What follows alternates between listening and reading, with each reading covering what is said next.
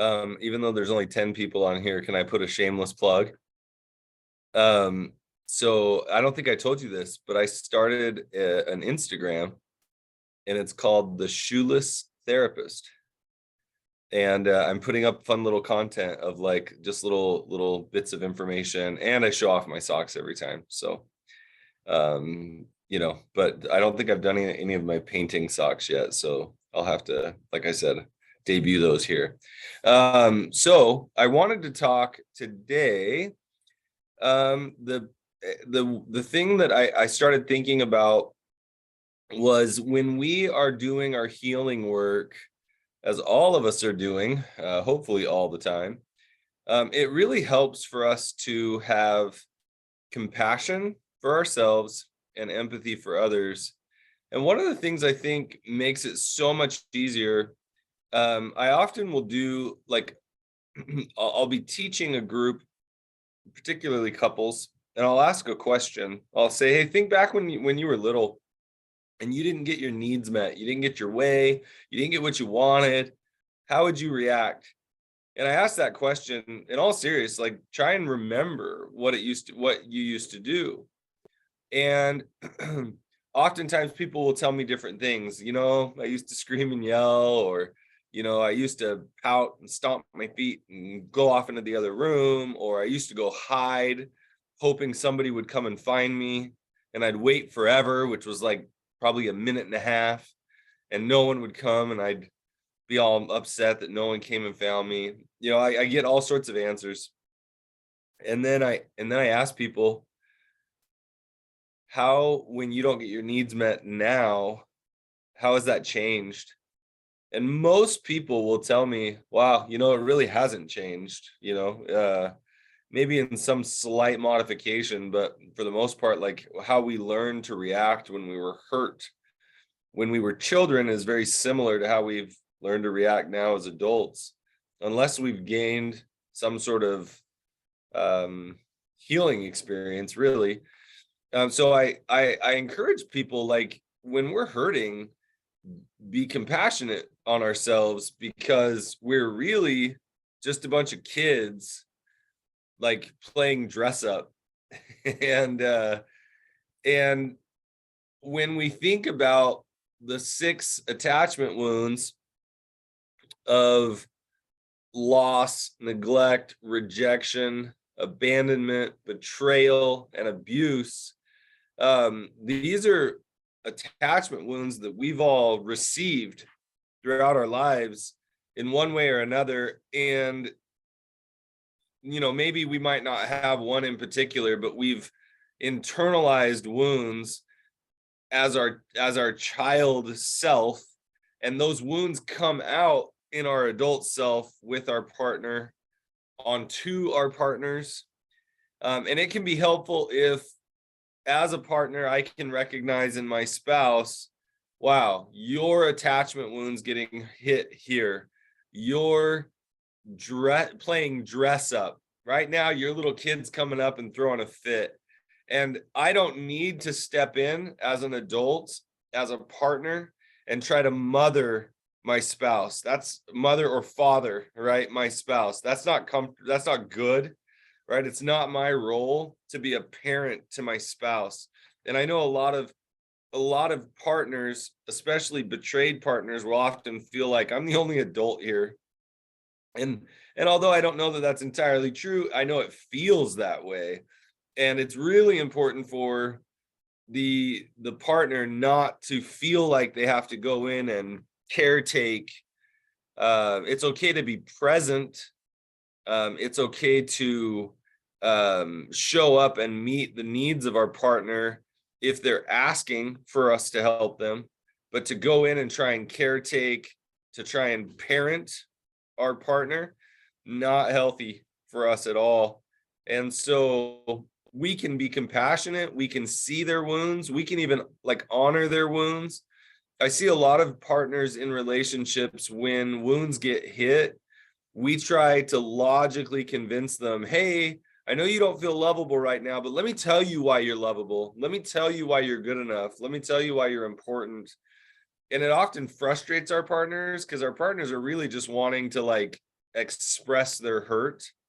And so learning how to stay out of fix it and just be present. Wow, your rejection wound's getting hit right now. Tell me more about it.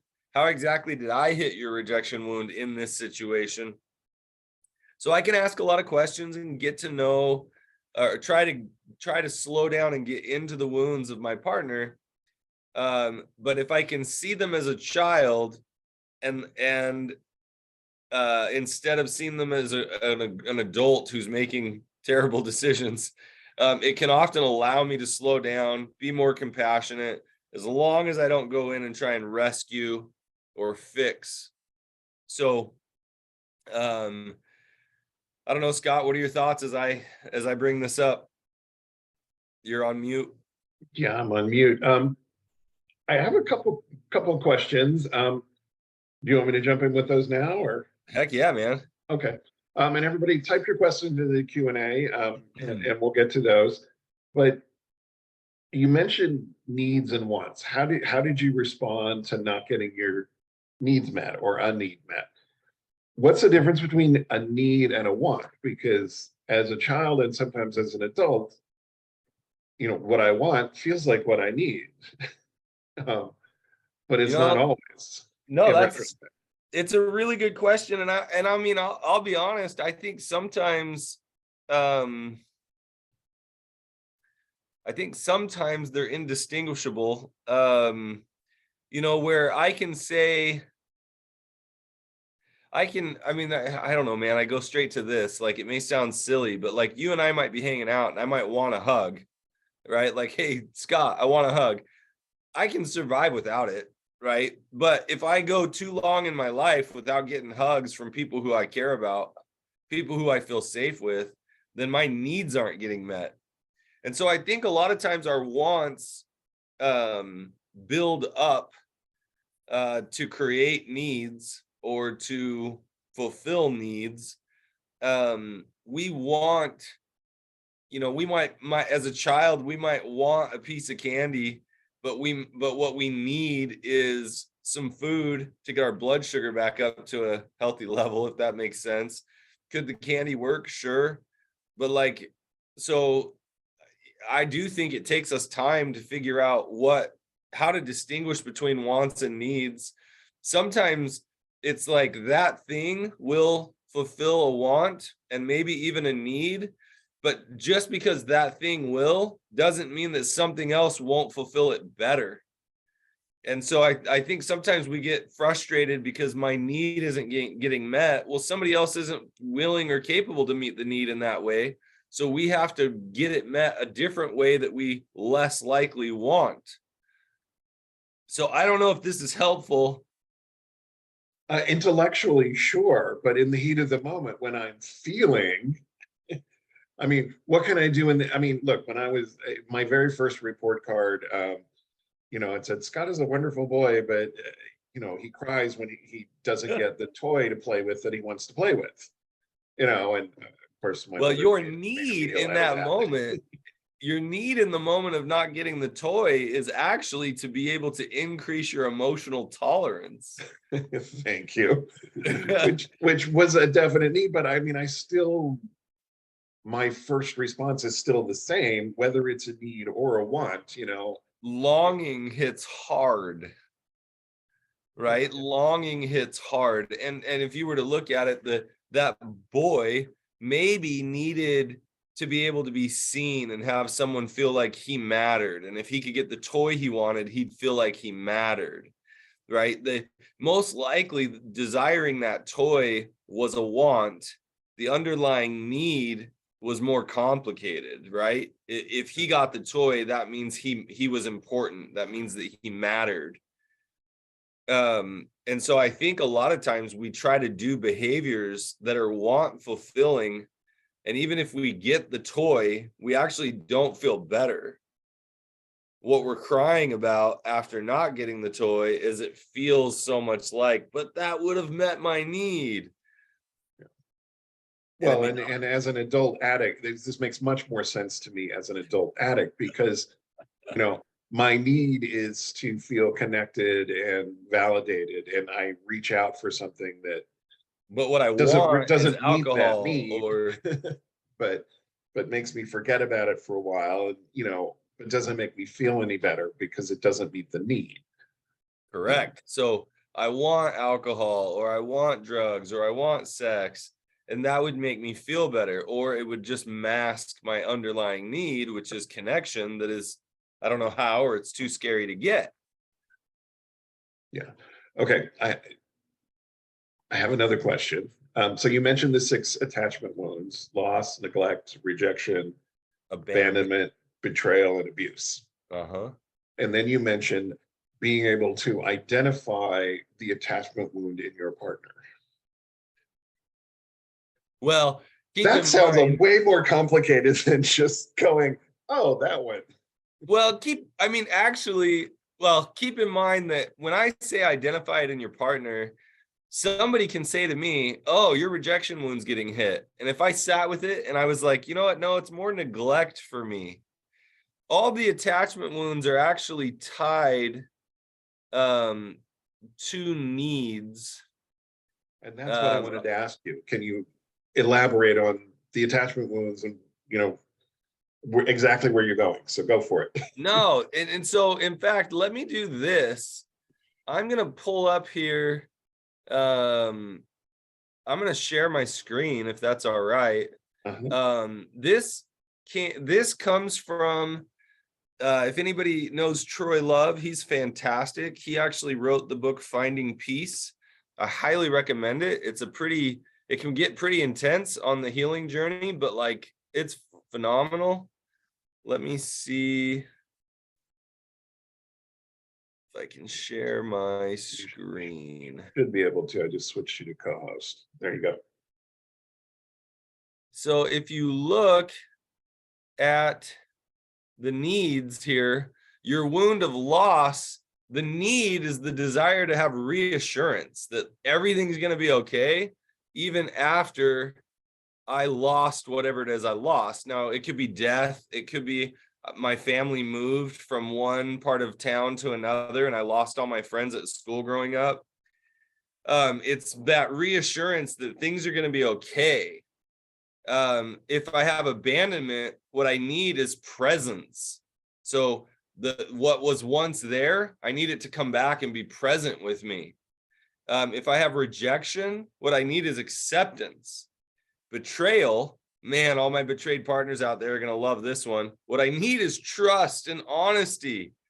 What I need is accountability, right? The ability to trust once again.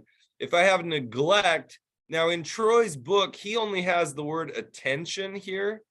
I added some to it. I need attunement, or I need to be tended to. I don't love the societal issues we have around the word, oh, you just want attention.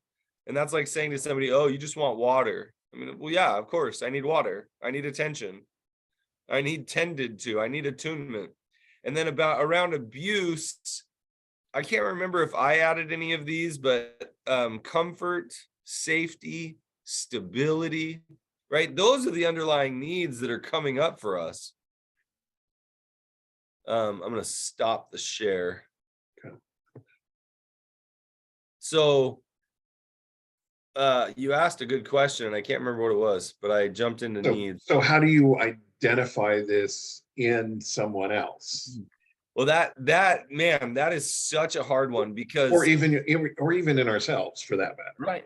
Sometimes it's actually saying to the other person, hey, when this is happening, it sounds to me like you're needing acceptance, right? The problem is that if they don't have self-awareness, you're going to kind of be poking around, and they're going to have to try and apply it, try it on, if that makes sense. But within ourselves, it's the same thing. We have to look and go, you know what, is this loss? Is what I really need here reassurance that everything's going to be okay? And if that's what I need, then I'm most likely experiencing loss. So, but this is not easy to learn, but more importantly than being able to identify it, I think it's actually more important to attempt to identify it. Because if I can attempt to identify it, I'm already coming at you from a compassionate place. And if I'm coming to you from a compassionate place, we are much more likely to connect than we are to disconnect, because I am shut down, frustrated, angry, and I can be hurt. I can be frustrated. I can be angry. But if I can't muster up some compassion, we're a lot less likely to connect. I'm going to share screen now, and I'm going to ask you to share screen again in a minute too. But because when I teach this, I usually start from the opposite end of where Troy does. I think there's another step in this that's feelings. Feelings lead to, or needs lead to feelings. And then, you know, so, or maybe the attachment wounds are the feelings, but I'll work with guys and I'll say, find your feelings. And they'll say, well, I'm angry. I'm like, okay, great. Can you be more specific? Oh, and you know, and they have to get this out. They have to look at it. And then we get them with, you know, I feel jealous or provoked or whatever it is. I'm like, okay, Right. you know, we work them out to the more nuanced feeling. And they say, okay, what's the need under that? And they kind of usually are like, what? There's more, you know, but there's always a need. Whatever we're feeling, there's a need. And I'm of the opinion, and please correct me if you disagree. Um, Feelings are an expression of an unmet need or a met need. You know, if I'm Sure. feeling joyful, I probably had a need met. If I'm feeling disrespected, I probably didn't get a need met. Yeah, except here's the interesting thing. If I'm feeling sad, I might be getting a need met, and that is the ability to grieve. If Sure. somebody's being present with me and I can feel my sadness and I feel comforted by them, I'm most likely still not feeling joy. I'm feeling comfort, which might fall under, I'm not seeing it under happy. Um, uh, Yeah, this isn't as, but I think the only thing I would I agree with you, actually.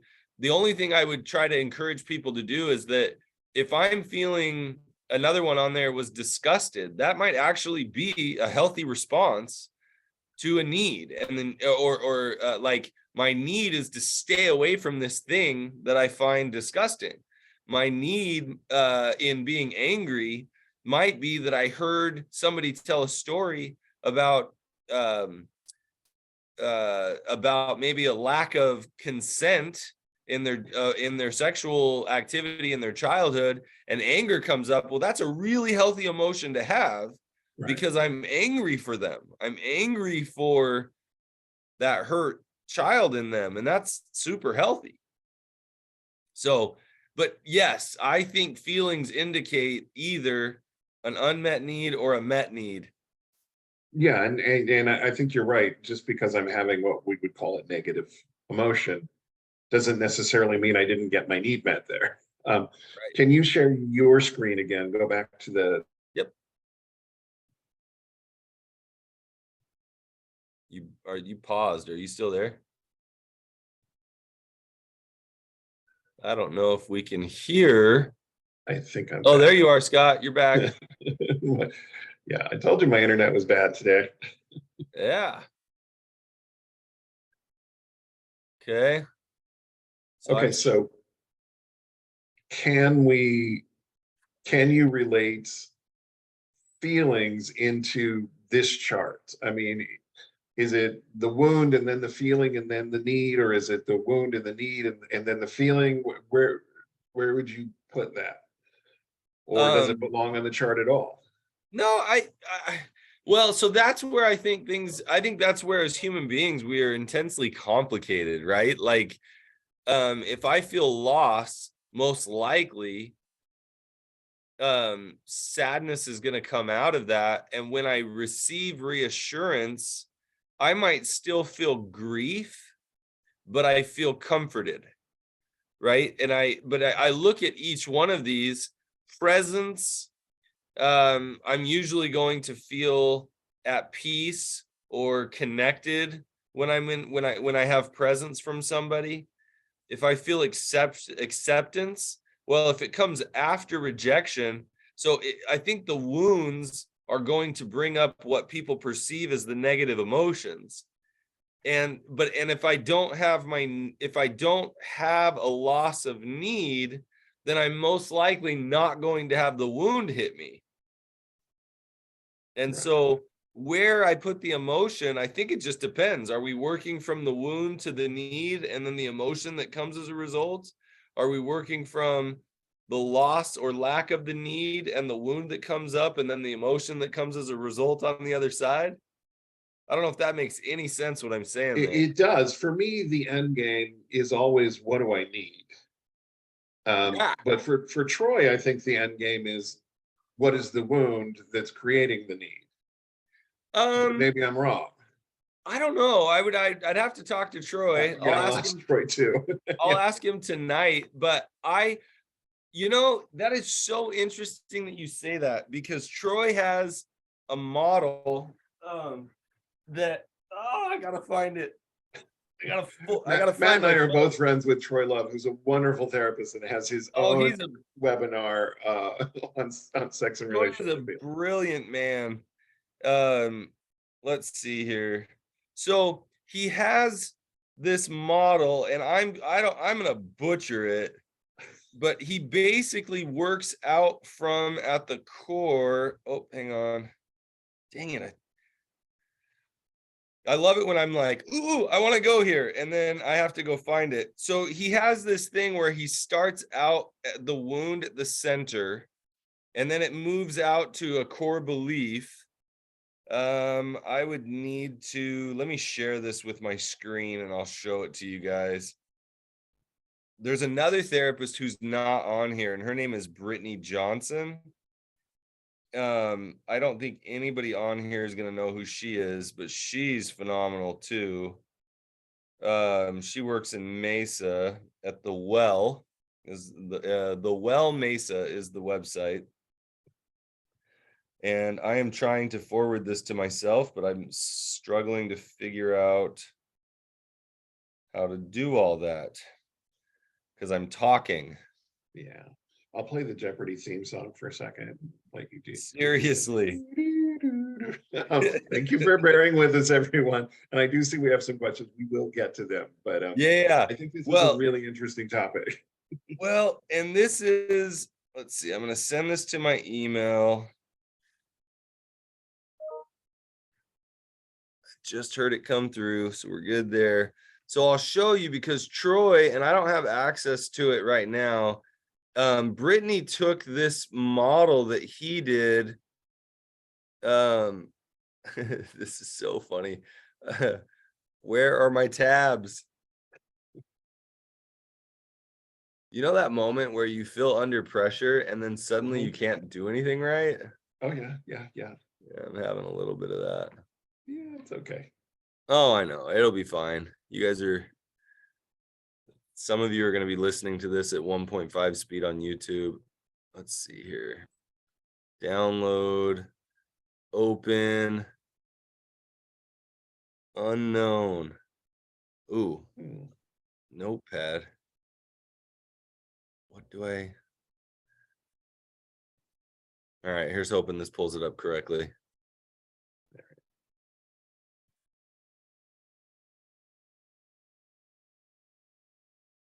Yeah, this is that moment where I'm just like, what is going on here?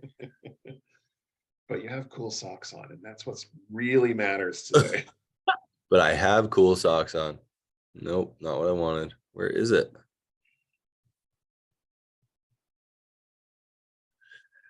Oh, sweet technology. Yeah.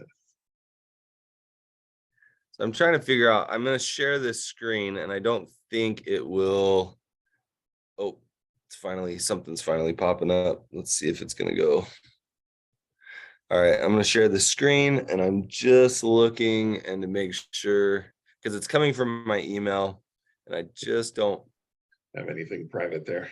Yeah, exactly. That was my issue. Oh, here, I figured it out. I'm good. Let me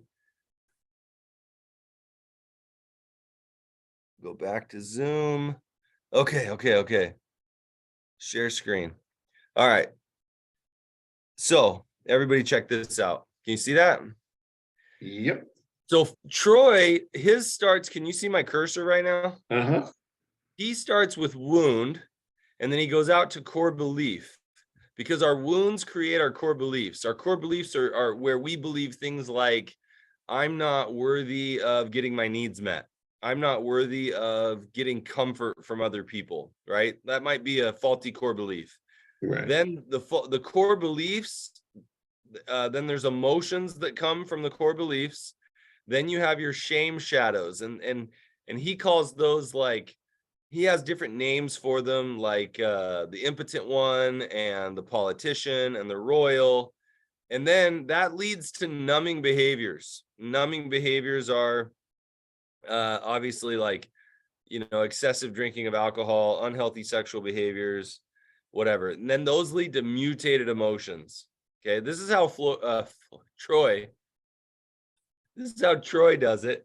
And then Brittany came in and she sent this to me. She kind of created basically the yang to the yin, which is the same thing, which is, instead of when we get our need met, that leads to truths such as, I am worthy of love. I may not get it, but I'm worthy of it. I have emotions, any emotion, sadness, joy, fear, all of them, because they're healthy. Then I have the integrated self. I feel good about who I am as a person. Instead of unhealthy behaviors or numbing behaviors, I have integrity, I have boundaries, I have values.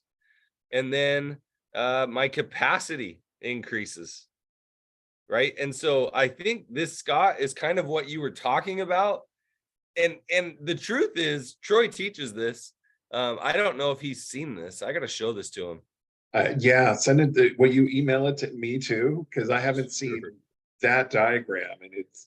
Well, so like I said, Brittany Johnson, and I'll credit her. I think her cohort Noel, both worked on that. Yeah. So yes, I will forward it to you. Yeah, that was exactly what I was asking for, because, and I love the yin yang even symbol in the middle, because it really does show it's two sides of the same coin.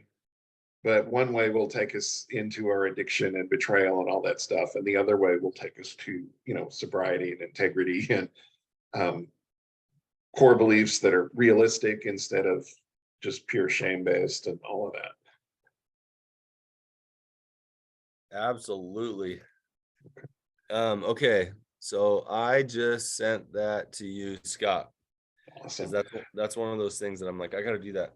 We don't have a ton of questions today. This is interesting. So, well, that was, I'm so glad we got there, because that was what I personally needed to see. That I hope the people online with us also were Today's for you, like Scott. wanting to see Today is that. for you. It's all about me. Let's jump into the Q&A. Send us some more questions. We've only got a couple here. I'm sober for over 2 years from porn use and all the lies and deceit that come with that behavior and choices. I regularly attend recovery groups. We are currently 4 months into an in-house separation, and she, meaning my partner, I assume, will not do couples counseling since I am her abuser. We're going to address that in a minute. This is the second time we've done this kind of separation in the last 2 years. My wife will tell me things along the lines of, you were probably talking with your single friends about how to go out and hook up with girls. Or she will say, you meant to hurt me when you did that. How can I respond to my wife in a non-manipulative way without trying to change how she is thinking about the situation? I want to let her know that I did not talk about those things with my friends. I didn't look to hurt her when I looked at porn. Right now, defending or explaining is landing on her as abusive. So I'm going to turn that over to you, but I have some thoughts too. Oh, for sure. So this is the age-old struggle for most of us. We learn growing up, like, how to debate people. If somebody tells us something that isn't true, we learn just instinctually, or that we don't believe is true, we learn instinctually just to, like, tell them the facts otherwise. And what that does is it creates this experience where the person feels like they're basically being told that they're wrong, that their reality is kind of crazy, which is where we get into all those, I feel like you're gaslighting me, that kind of stuff. You're being defensive. And so I've found that a lot of people, whether they're betrayed partners or they are recovering from addiction or whatever, really struggle. They're like, how do I ever explain myself? And sometimes I'll tell them, um, don't explain yourself until you're asked for an explanation. And that can be super frustrating because they're like, I never get asked. And like, she doesn't want to know my opinion. And that's not actually true. So in this situation, what I'm going to tell you to do is going to feel almost otherworldly. Like it's really difficult to do what I'm going to model for you. So if she comes to you and says, you were probably talking with your single friends about how to go out and hook up with girls, my response, okay, the healthiest response I can come up with right in the moment is, wow. So I wonder, do all my single friends feel unsafe to you? Or are you, because that might be one of the things that she's really trying to say to you, is that your single friends seem unsafe. And if you're talking to any single friend, it must be because you're trying to hook up. Now, what's interesting is that, I don't mean this in a bad way, most of our single friends have just as much of integrity as other people. And so most of our single friends aren't enabling us by saying, oh man, you want ideas on how to cheat on your wife? Man, I got plenty. Most of our single friends are like, dude, you got a good wife. Like, what are you doing cheating? Like, that's messed up, if that makes any sense. So, but what I would do is, instead of trying to argue that with her, I would try to lean into, what is it she's trying to tell you? Is she afraid that you were bad mouthing her behind her back? Is she afraid that all of your single friends just care about hooking up, that they wouldn't rather be in a stable relationship like you? Right? Like, I don't know. And so I would lean into that fear. I would also say probably something along the lines of, so are you nervous that all I wanted to do was hook up with other people? And that's all you thought that was on my mind, right? Like, I might try to lean into, like, what is it that she's getting at? The other thing is, if you jump into, you meant to hurt me when you did that, I would ask the question to her. So it sounds like you're telling me that everything I did, I was thinking about doing, and the purpose of me doing it was to hurt you. Is that what you're trying to tell me? Because if that's how you feel, no wonder why you're so angry at me. That everything I did in an unhealthy way was calculated on purpose, that my number one intent was to hurt you. Well, I'd be super angry and resentful too. Because why would I ever want to be with somebody whose every action was intentional to cause me greater pain? So I'm leaning into that fear, into that hurt for her, instead of trying to convince her that I don't feel that way. Then I would say, once I lean into that, I might say, I can tell you what I was thinking at some of the time. I can let you know what was going through my mind. I can tell you some of the conversations I had with single friends. If you want, would that be helpful? Right? I can tell you what was going through my mind at times when I was acting out, or when I was doing that thing. Would that be helpful to hear? And by asking that question, she is either going to say, no, I don't want to hear it, and then you're like, okay, or she's going to say probably something along the lines of, yeah, I want to know exactly what you were thinking. Well, I don't know exactly what I was thinking in every circumstance. In fact, a lot of times I wasn't thinking. That's why I was so unhealthy. But I can tell you that I certainly wasn't thinking of trying to hurt you, unless there was a time where you were like, you know what, when I did this specific thing, I was trying to hurt you because I felt a lot of resentment over this thing that happened, over how much time you were spending with your family or whatever. So yes, in this particular case, I did it to hurt you. If that's the truth, tell her the truth. So hopefully this gives you an idea of how to respond in a non-manipulative way. Let's see. I was going to see if there's anything else. Scott, what else would you add to this? I'm not going to add anything to that. I mean, Oh, we've covered this, we cover this every time we're on. Pretty much, here's how you respond with curiosity and empathy. I mean, if you can bring some curiosity, it's probably going to go a lot better than if you get defensive.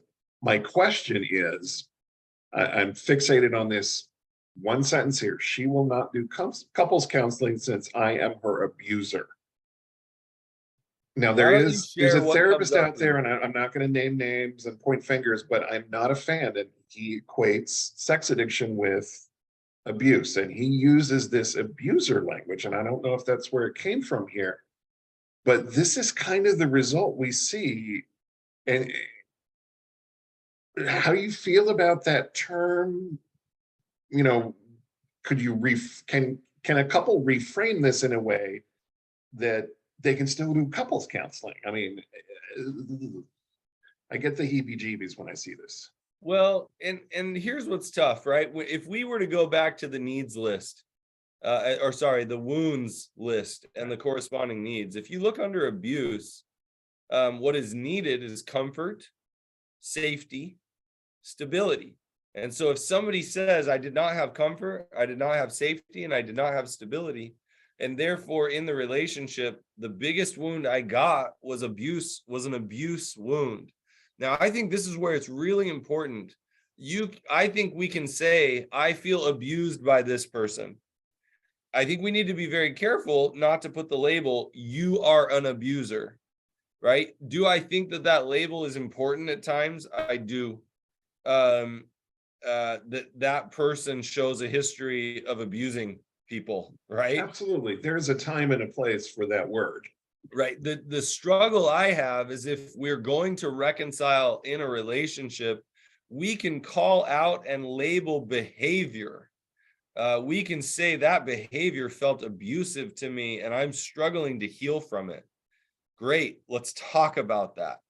But I don't know how much traction we're going to make in a relationship to label either person, even a betrayed partner. Well, you're a betrayed partner. I have a partner who has experienced betrayal, right? Like I use the term betrayed partner all the time, but I don't think most people are taking that label and creating an identity out of that label.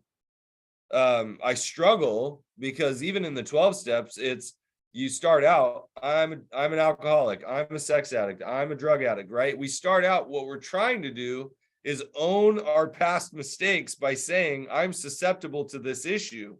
But the truth is, I don't love it when somebody says to me, I'm a sex addict, and I'm like, okay, I get it. You're trying to be accountable and your boundaries and your where you can and can't go in your life.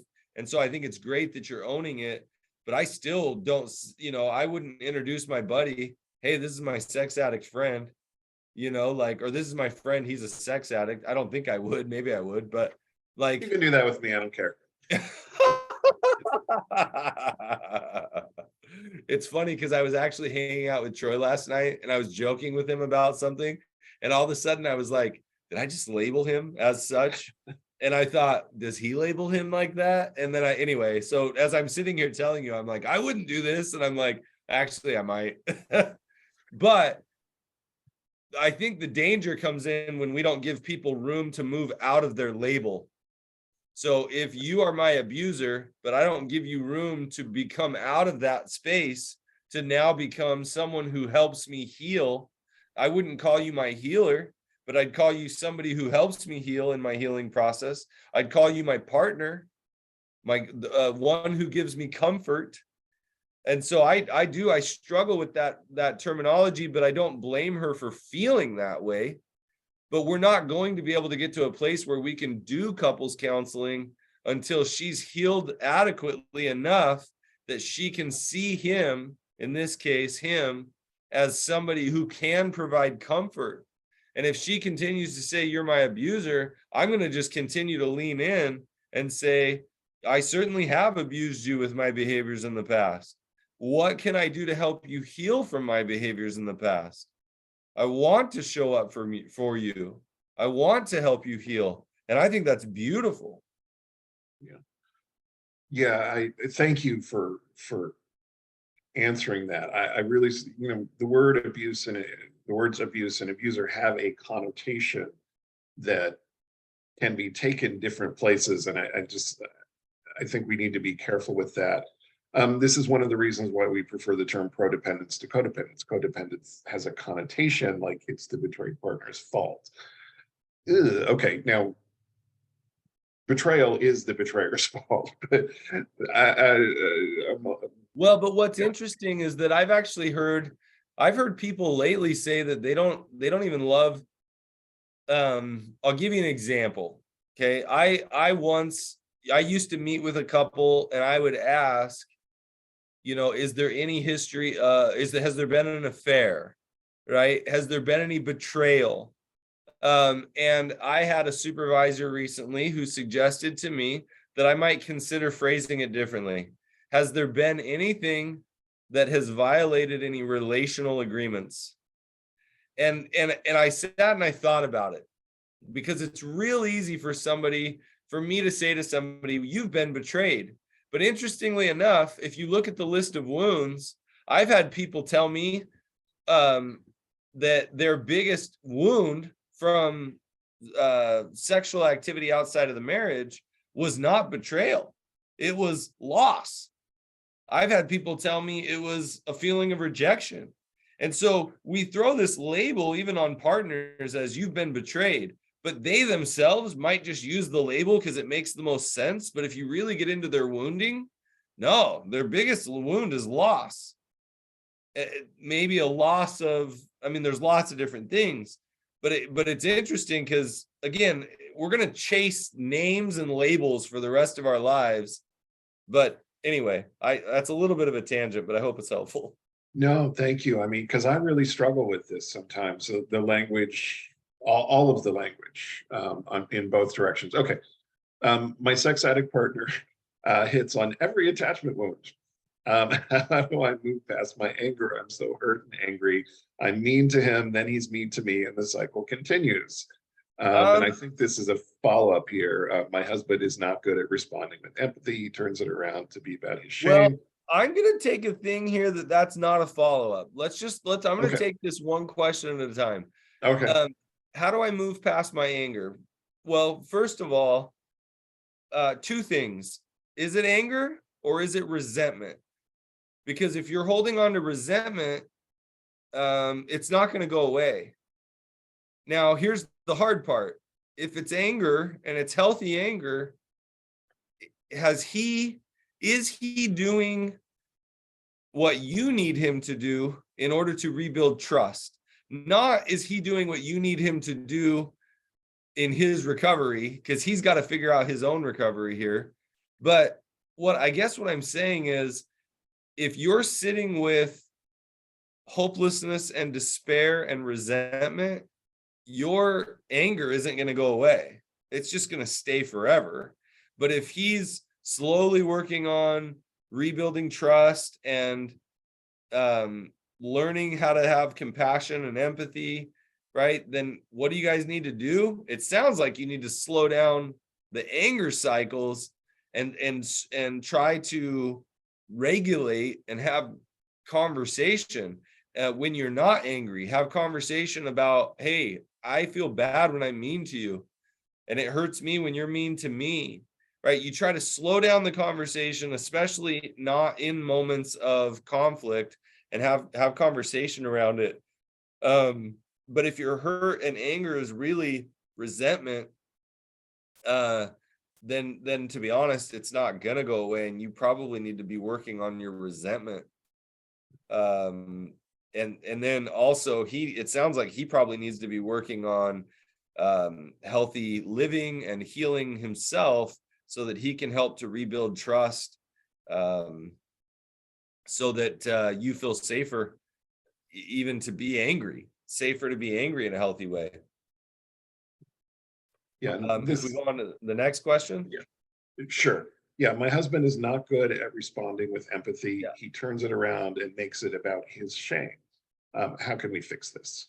Oh, geez. This one is so hard. I've said it over and over on here and in other places. I think one of the greatest injustices in the couples work is that I feel like I have somebody come in with out of control sexual behavior and they have caused a lot of hurt and pain, but the partner who has the betrayal in this instance, every time they talk about it, it just triggers the shame. And then that shame takes over the conversation. So a partner who's been betrayed has no opportunity, it feels like, for them to ever get to their hurt and pain. And it's hard because, one, I'm going to tell you, as a partner who's got betrayal, you're going to need to find comfort and connection in healthy places elsewhere while he works on his shame. He needs to learn to hold that space and be more resilient, that when you're talking about your hurt and pain, you're not trying to shame him, you're actually trying to comfort him. Something you can do that might help is say, hey, I want to talk to you about some of my hurt and pain because I want you to comfort me. And if you're willing, can you comfort me by telling me you understand? Can you comfort me by telling you you love me and you're trying to show up for me? Right. And so you are then telling your partner what you need before you start to share. That can help, but I can't guarantee that it's not going to trigger his shame and he's going to flip it around. It's one of the great injustices, and he needs to continue to do more work on himself to have more tolerance emotionally. Was that too much? No, I think that's right on. And I'll just say from personal experience, it took me quite a while to actually start feeling empathy. I mean, I had to get in touch with my own feelings first, and that took quite a while. You know, how can I feel your feelings with you when I don't even know what my feelings are? So it takes recovering addicts quite a bit of time to come around to empathy. Oh, absolutely. And the truth is, I think this is hard for all of us. Like, Yeah. I'll give you an example. Years ago, my wife would bring up something around finances, and it didn't matter what it was. If she was like, hey, I want to remodel this thing in the house, or I want to whatever, I would hear every time, you're failing as a financial provider or whatever, right? Like, and I would just be like, this is stupid, and I'd shut down, and I'd be like, I work so hard. And she was like, man, I can never talk to you about just dreams. I can never talk to you about things that I just think would be fun to do, even though I may never do it.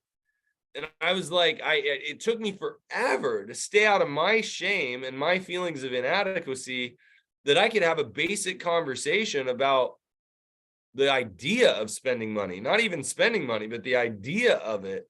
And I remember we were in couples therapy at the time, and her therapist just kept telling me, like, you need to give her permission to dream and not make this about you feeling inadequate. And I don't know that I understood that. Even with the therapist telling me that at the time, it took me a long time to figure out what the heck my shame was all about.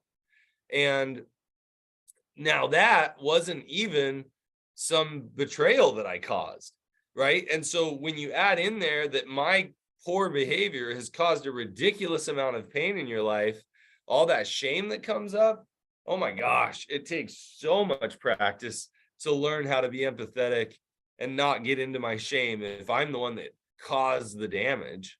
Yeah, for sure. Now, I'm not giving him a pass. He No. needs to figure this out, right? And it's going to be, unfortunately, a slow process. But I'm not giving him a pass at all. I'm just trying to talk about it. This is a tough thing for us. Anybody. Yeah. I love this next question. My husband says he has never had emotional intimacy. What is your definition of emotional intimacy? What a great question.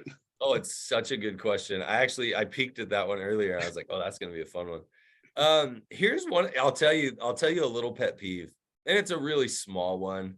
But I have people who will come in, and it's probably especially my more religious folk or my older folk.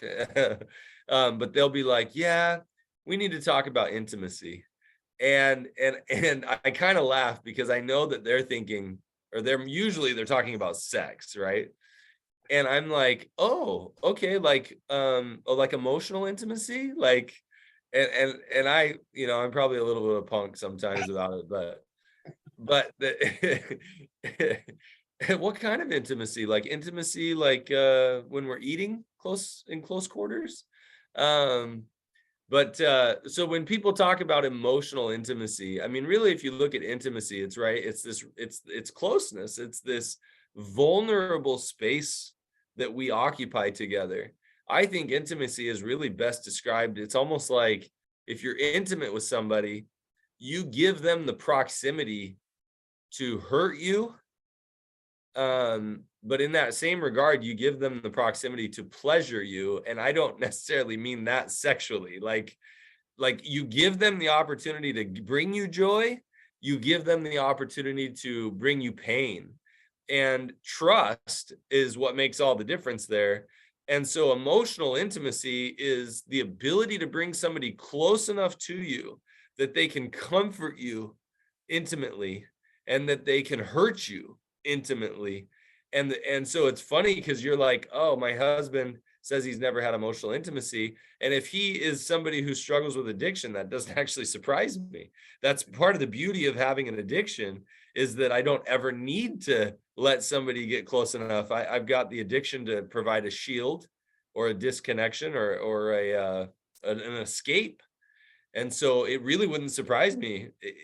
What he's probably saying is, more and more, I'm realizing I have never known how to do intimacy.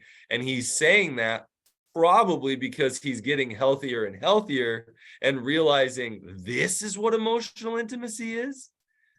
It's almost like the Dunning-Kruger effect. A Dunning-Kruger effect is when we think we know something, we think we're really smart. But the more we really understand something, the more we realize we don't know very much. And it's almost like there's a lot of people in the world who I meet, and they're like, oh yeah, I've got friends, I have emotional intimacy. And that's not what they're saying, because they don't use that term. But they're like, oh yeah, I've got really close friends, I've got really close people, and I get to know them. And I'm like, you don't know what it is. You think you have this emotional connection, you think you understand emotional intimacy, but when you find people who really know how to do emotional intimacy, they're still getting it and learning about it and increasing it, going, man, I'm always figuring out how to increase my emotional intimacy. So my guess is your husband's getting to a spot where he realizes, there's a phrase on the Dunning-Kruger effect, it's called Mount Stupid, and it's where you think you understand something, and when you get to the point where you realize, oh crud, the more I learn, the less I ever knew, you're starting to come off of Mount Stupid. It's really funny. So that's what I'm thinking is happening here for him. So emotional, hopefully that gave you a good definition of what I would call emotional intimacy. And by the way, this realization to me is like, this is really good that he's realizing this, Oh, it's so good. because I mean, couples who do the work and stay together and heal after betrayal or whatever we want to call it, they often say their relationship is better than ever. And the reason it's better than ever is because now, usually for the first time, it's a two-way street with emotional intimacy. Often there was a partner who was trying to have emotional intimacy and another one who was avoiding it. And now they're both working on it. And the relationship becomes better and better and better because of that. Absolutely. I can't tell people enough that I have to be careful how I say it, but I will often tell people there likely will come a day, if you two continue in your recovery, where you will look back, and although you will never want to go through it again, you will be really grateful for what's happened, because you never realized you could be this happy. And people are like, you're nuts. And I'm like, I don't blame you, but I'll tell you, I'm as old as I am at this point. I look back at my childhood and I'd never want anyone to go through what I went through, but I'd never change it because it helped make me who I am. And I like who I am. Yeah. But that's like mind blowing to people. Yeah. Do we have time for one more quick one? Yeah, we got time for one. Okay. I have a hard time moving toward my husband after several relapses during our 27 years of marriage. A part of me says you're okay. Another part says run. How do I work through this? Such a good question. And I would say that it comes down to a couple of things. If you're calling relapses like slip ups, it really is not. I'm not giving anybody a pass, but it's not uncommon that somebody has a slip. If somebody has a slip up and they come and follow the rules, such as they check it in within 12 hours and they're honest about it. They're not doing any hiding. They're not having any secrecy, right? They're showing that even though they made a mistake, they know how to do emotional intimacy. And even though it's painful and you're allowed to pull back a little because it hurts, and then figure out as they reestablish safety and trust, how to move back into the relationship. And so if you're talking about slip ups where healthy, productive recovery concepts were used, then I'd say continue to lean back in. If you're talking about relapses where it's full-blown cover-ups, where you go a long period of time and they've been acting out and they're not telling you, you're not dealing with somebody who's in recovery. And if this is happening over and over, you've got to decide, do I stay? Can I stay? Is it worth it to stay? Some people stay, and I don't blame them, right? If somebody chooses to stay in a relationship like that, if you're willing and able to accept that that's how things are and that works for you, go for it. If somebody else says, you know what, I can't continue to do this, a bunch of lying, a bunch of deceit, recovery principles aren't being used, I don't blame them for running. The only thing that's going to tell me ultimately, I have to be at peace with whatever it is, whatever decision I make. If I choose to leave the relationship, I have to be at peace with it. I'm not going to do it in a reactionary place. But in order for me to stay long term, I'm going to be looking for, are they teachable? Do they institute the principles of recovery to make change? And if I have it in my head that they're never going to slip up again, and that I expect them to be like somebody who never had the addiction to begin with, I don't know that that's healthy as a partner for me to have that belief. I think I need to have a reasonable understanding that they may struggle, but that they are going to use their tools and do healthy recovery. And so I guess I'm just trying to put it out there. I don't know whether you should run or not. But I tried to give you some parameters of when it's okay to stay and when it's not. But ultimately, whatever decision you make, you need to be at peace with it. You don't need to do it because somebody said, well, I'd run. I wouldn't stay in that relationship if it were me. And I want to just tell people, shut up. You have no idea what you do. And so this is about you figuring out, is he in recovery? Is he using the tools to repair and to make amends with you? Or is he just really flippant, deceitful? And then if so, can you stay or can you leave? That's where you got to figure it out. Anything else there, Scott? No, I think that covered it. So, all right. Thank you, everybody, for being here. Thank you, Matt, as always, for giving everybody your time. Matt gives his time to this, which we appreciate. We'll see you in 2 weeks. In 2 weeks. Okay. I think actually, I'll tell you, because I have to look, because I may have a conference I'm attending. Yeek, I do. I have the CSAT conference that day, but I'll have to look at my schedule and see if I can pull it off that day or if I have to just cancel. But I'll let you know, Scott. Let me know. All right. And I'll update the calendar accordingly. So it'll either be 2 weeks or 4 weeks. So all right. Thanks, everybody.